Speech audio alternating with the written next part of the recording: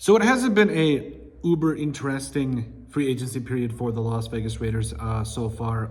Oh yeah, by the way, welcome back to our latest edition of Raiders Latest News, where we bring you the Raiders latest news. That's a tongue twister, silly songs with Larry. So all you really need to know at this point, this far, and if you haven't been paying attention, for those of you that have, awesome, happy for you. Also, so Maxx Crosby signed a long-term extension. We covered that a couple of days ago.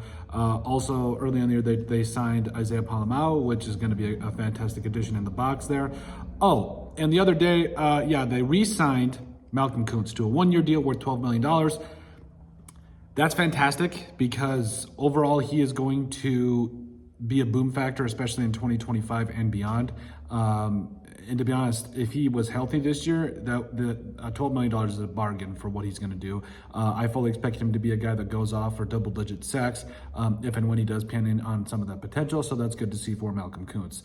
They also signed Adam Butler, who's been an absolute force on the inside for a while now for the Raiders. So that's good. So clearing up the trenches with Butler and Koonce, as well as Maxx Crosby.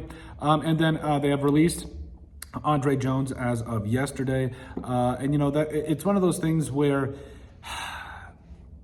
James, was a player that I actually really liked a lot, a former UDFA back in the day, and he carved himself out a role with the team and everything. But it was time.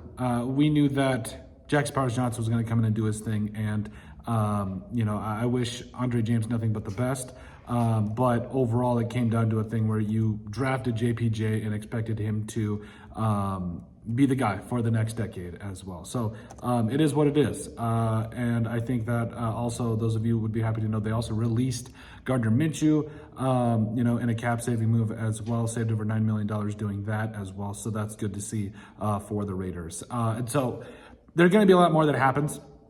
And I think that it's really important to kind of keep in mind that the Raiders are going to continue to make moves here. And speaking of that, they also did sign Chinn, who is, I don't want to say a one-on-one replacement for Trayvon Moehrig, because I love me some Trayvon Moehrig, but I mean, it is what it is at this point. I think that Chinn can hit, he can play in the box, he can do a lot of different things, and so I think it's a fantastic get for that. But overall, the Raiders being semi-active, taking care of some key roles and needs and everything as we go through free agency here. We'll also have a mock draft here out a little bit later. So overall, let us know what you guys think, though. The Raiders being somewhat active in free agency. Make sure you guys like, comment, and subscribe down below, and we'll see you on the next video.